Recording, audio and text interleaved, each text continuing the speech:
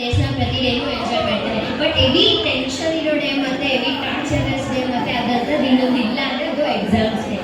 So exams day ಅಲ್ಲಿ ಯಾವ್ಯಾವ ಥರ ಹಿಂಸೆ ಪಡ್ತಾರೆ ಸ್ಟೂಡೆಂಟ್ಸು, ಆಮೇಲೆ ಎಕ್ಸಾಮ್ ಆದ್ಮೇಲೆ ಹೆಂಗಿರುತ್ತೆ, ರಿಸಲ್ಟ್ ಬರೋದು ಪ್ರೆಷರ್ ಹೆಂಗಿರುತ್ತೆ, ಸೊ ಯಾರ್ಯಾರು ಹೆಂಗೆಲ್ಲ ದಬಾಕ್ತಾರೆ ಅಂತ ಒಂದು ಸ್ಕಿನ್ನ ಮೂಲಕ ಒಂದು ಡ್ರಾಮಾ ಪರ್ಫಾರ್ಮೆನ್ಸ್ನ ಮಾಡಕ್ಕೆ ಬರ್ತಿದ್ದಾರೆ ಪವನ್, ಮನೋಜ್ ಮತ್ತು ಅವರ ಟೀಮ್. ಸೊ ವೆಲ್ಕಮ್ ಮಾಡೋಣ. Warm welcome to Pavan and team.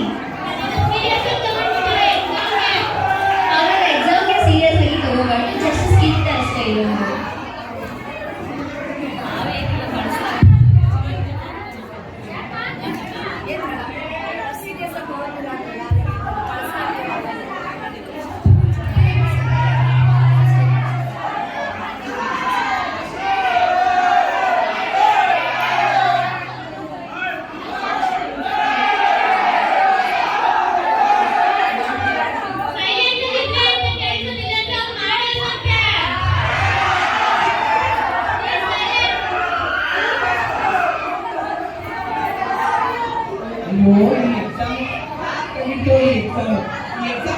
ನನ್ ಮಾತ್ರ ಧಿಕ್ಕಾರ.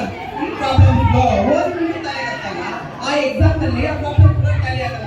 ಈ ಎಕ್ಸಾಮ್ ಕಂಡು ನನ್ನ ಕಡೆ ಧಿಕ್ಕಾರ ಕರ್ಮ ಎಲ್ಲ.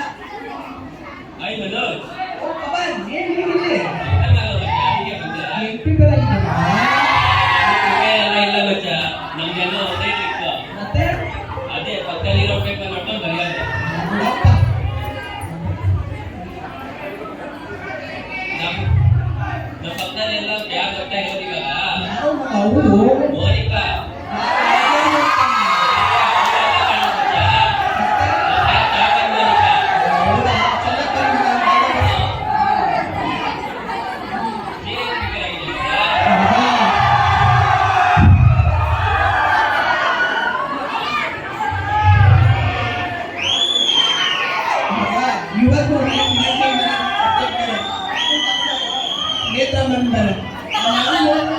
ಭಯ ಆಗುತ್ತೆ ಭಯ ಮಗ ನನ್ನ ಮಿಸ್ ಮಾಡಿದ್ರೆ ಗೊತ್ತಿಲ್ಲ ಮಗ ನಾನು ಸಕ್ಕತ್ತಾಗೋಗ್ತೀನಿ ಮಗ. ನಾ ನೇತ್ರಾಣಿಗೆ ಬರ್ಬೇಕಾದ್ರೆ ಬರೋ ರಾಜನಿಗೆ ಜೊತೆಗೆ ಈಗ ಭಯ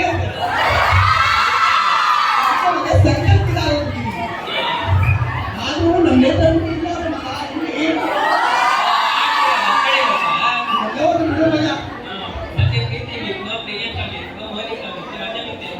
ನಮ್ಮ ಮನಸ್ಸು ಜಾಸ್ತಿ ನೋಡ್ಕೊ ಆಯ್ತಪ್ಪ.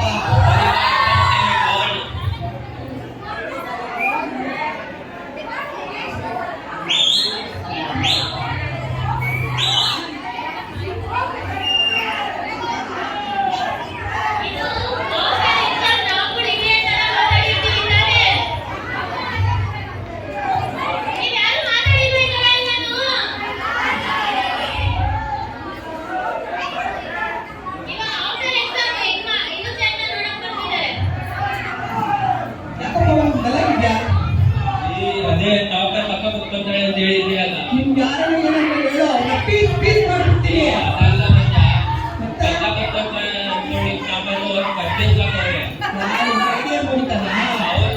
ಬಿಡುವ ಮಗ. ಆಯ್ತು ಪಕ್ಕ ಫೈಲೆ ಮಗ. ನಾನೇ ಬರ್ತೀನಿ ಗೊತ್ತಾ ಎಕ್ಸಾಮು, ನನಗೆ ಗೊತ್ತಾಗಿತ್ತು ಒಂದೇ ಮಗ.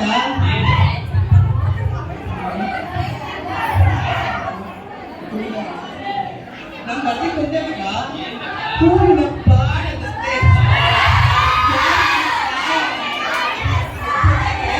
ಆ ಕ್ವಶನ್ ಪೇಪರ್ ಇತ್ತಲ್ವಾ, ಅಲ್ಲಿ ಬರ್ತೀನಿ ಅಂತೆ ಮಗ. ಮತ್ತೆ ನಿಮ್ ಗ್ರೇಟ್ ಮಗ ಆಯ್ತು.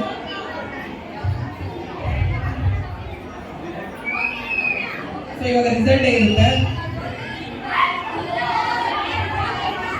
ಏನ್ ಮಾಡ್ತಾ ಇದ್ದೀರಾ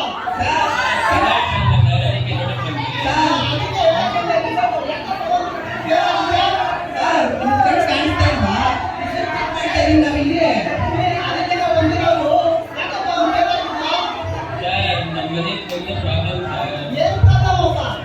ಅಣ್ಣ ಹಾಸ್ಪಿಟಲ್ ಇದ್ದಾನೆ, ಅಪ್ಪ ಪೊಲೀಸ್ ಸ್ಟೇಷನ್,